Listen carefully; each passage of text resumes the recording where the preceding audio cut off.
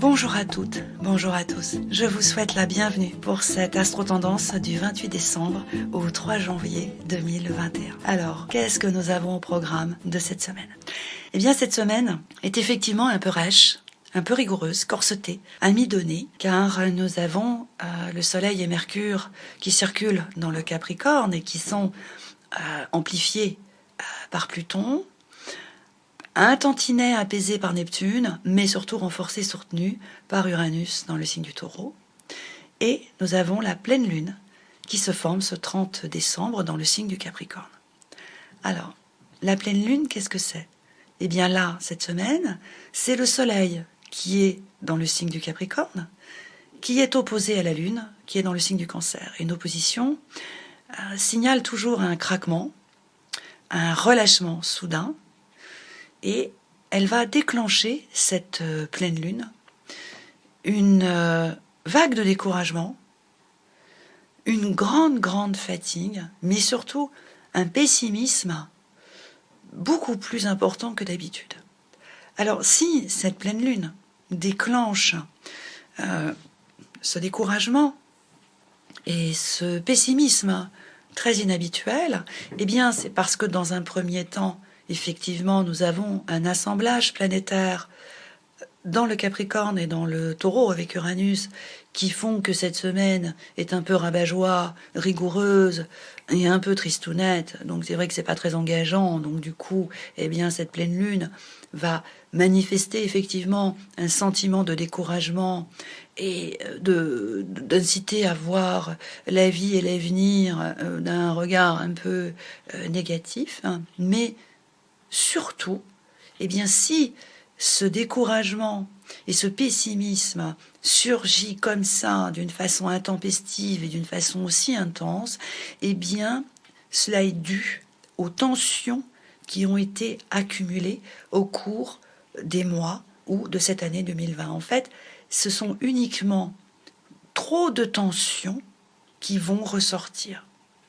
Et ces tensions qui ressortent, eh bien, finalement, c'est une immense fatigue. Donc, le pessimisme, le découragement qui surgissent ou qui peuvent surgir eh bien, cette semaine sont tout simplement la manifestation d'une grande fatigue. Donc, cette semaine, n'étant pas très palpitante, elle est un peu rêche, un peu rigoureuse, un peu rabat-joie, eh bien, c'est le moment idéal pour se reposer. C'est le moment de ne rien faire, de buller, de créer une ambiance cocooning à la maison, de faire des guilis aux chiens, des câlins aux chats, de boire du thé, de se venger sur les gâteaux et de ne rien faire, de se reposer, de lâcher l'ordinateur, le portable, de ne plus consulter ses mails, de résister à la tentation d'envoyer un dossier ou autre.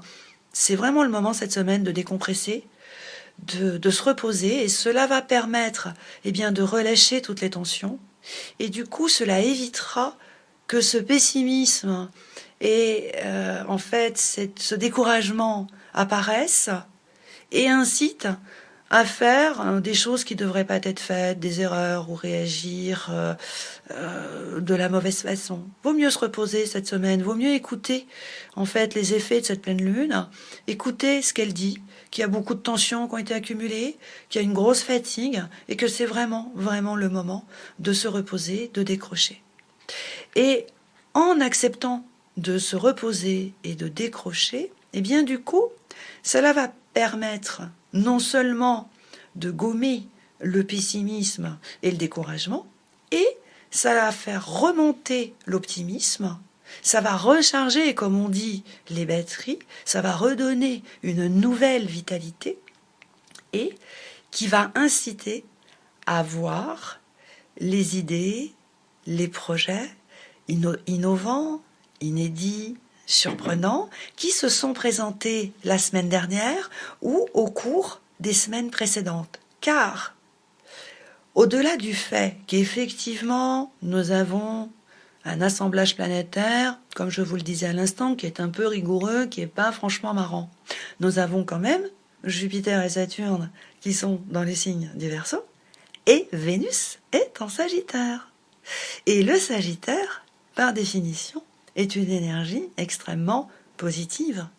C'est quand même le signe du zodiaque qui est le plus optimiste.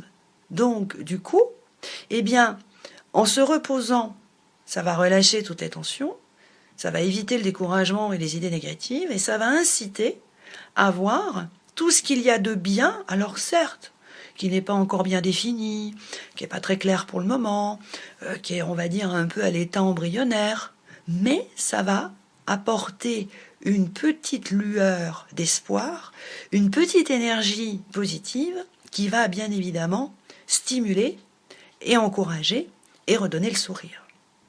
Car, en fait, là, cette semaine, eh bien, c'est le moment de repenser aux idées, aux projets, aux opportunités, à tout ce qui s'est présenté au cours de la semaine dernière ou des semaines d'avant, et de réfléchir à comment tout cela pourrait bien se concrétiser. Et c'est là que Saturne entre en scène, et c'est là que vous pouvez utiliser les énergies bénéfiques de Saturne en Verseau, car il va donner le temps pour faire les choses, et bien sûr en utilisant l'ordre, la méthode et surtout l'expérience. Car Saturne, sur le fond, exprime l'expérience.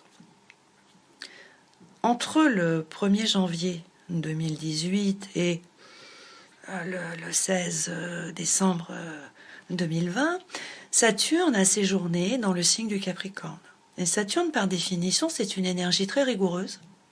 Et c'est Saturne qui impose des privations, des sacrifices, qui fait trouver le temps long, qui isole, qui instaure la monotonie, la rigueur, la routine. Tout ça, ça vient de Saturne. Et comme Saturne était, comme on dit en astrologie, dans son domicile, en Capricorne, et que le Capricorne est un peu pareil, c'est un signe qui est assez rigoureux, un peu austère, un peu rabat-joie, et du coup Saturne, en séjournant dans le signe du Capricorne entre 2018 et 2020, eh bien il a fait son job.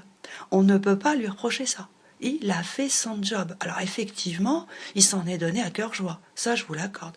Il s'est éclaté. Là, pour le coup, Saturne, là, il nous a montré de quoi il était capable. Il nous a montré ce que c'était que la privation, l'austérité, l'isolement, la solitude, la monotonie et la routine. Ça, il nous l'a bien démontré.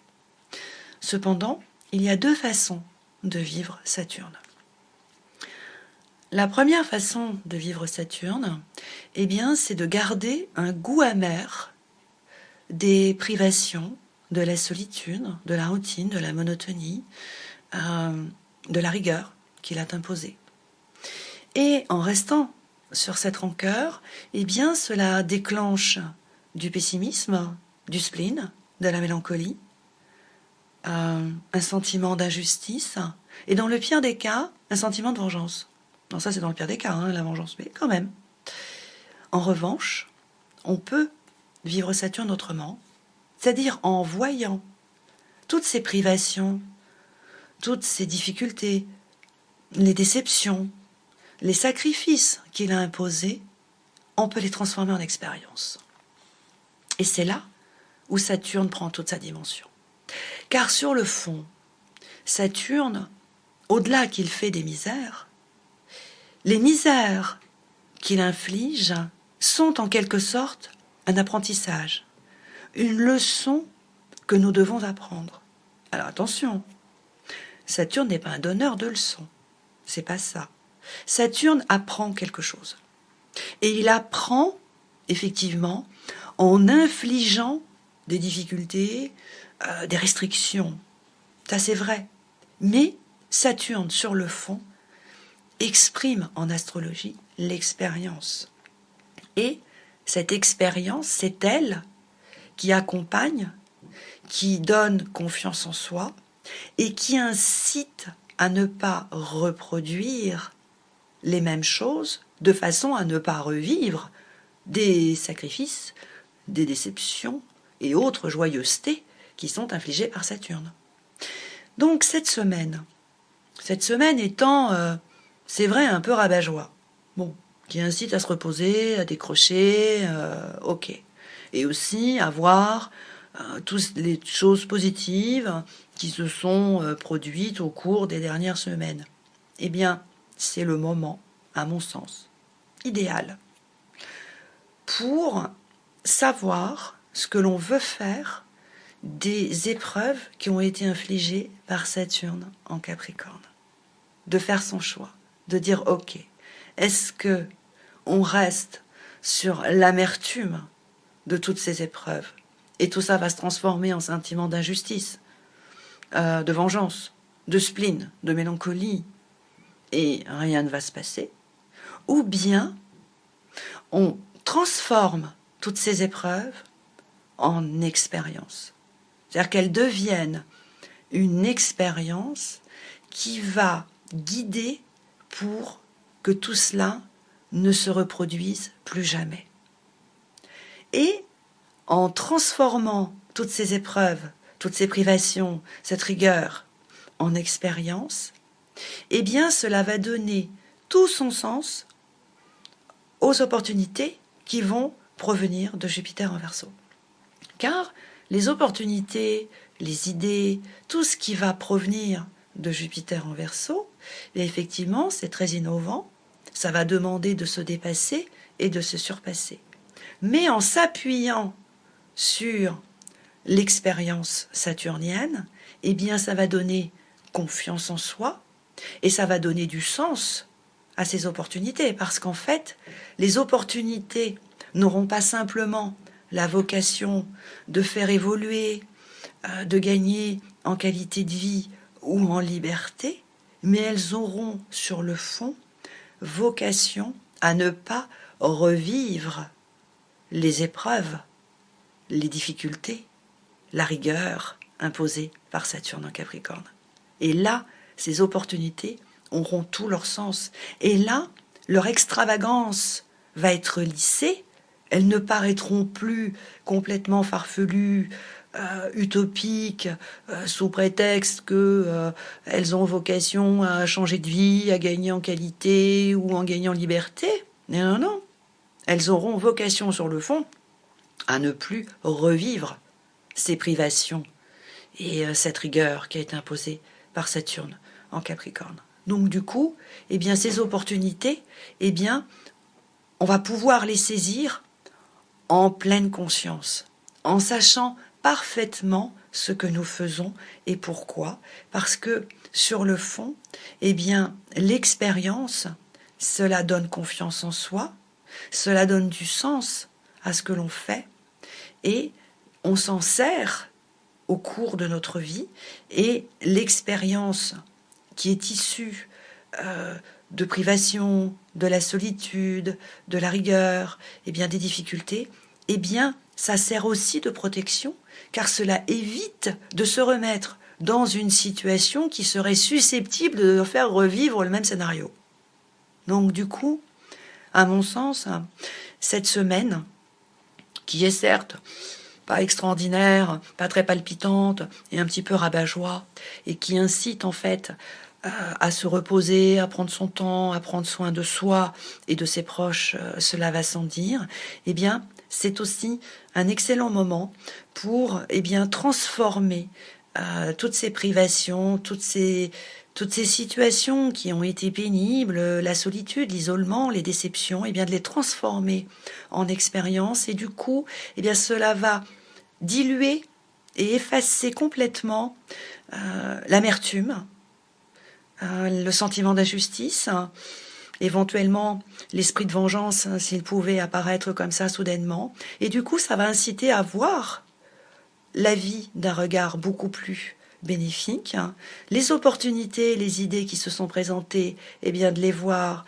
d'un regard un tout petit peu plus intéressé, très lucide et avec beaucoup de discernement, et d'en comprendre aussi tout leur sens et toute leur vocation.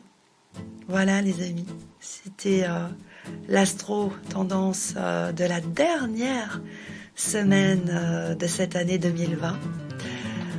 Nous sommes tous contents que cette année 2020 se termine. Et nous espérons tous, bien évidemment, que 2021 sera beaucoup plus réjouissante. Je vous retrouverai sur l'Audiotel à partir du 4 janvier. Cependant, vous pouvez bien évidemment retrouver Rosy Fleury, Bérénice, Zélie, Anne-Louise, Isabelle, ainsi que tous les autres membres de l'équipe de Dial Voyance, au 08 90 37 04 70 pour l'Audiotel, au 01 84 07 04 48 pour la CB. Et le cabinet Dial Voyance et moi-même et toute son équipe, eh bien, nous vous remercions de nous suivre, nous vous remercions d'être là, d'être avec nous, et c'est avec joie que nous continuerons en 2021. Je vous souhaite une bonne semaine et n'oubliez pas, si vous avez un grand sentiment de découragement qui vous envahit, reposez-vous, ne faites plus rien, décrochez et méditez sur le principe de transformer toutes ces épreuves, toutes ces privations qui vous ont accablé au cours de ces derniers temps, transformez-les en expérience et vous verrez la vie d'un regard beaucoup plus bénéfique. À bientôt.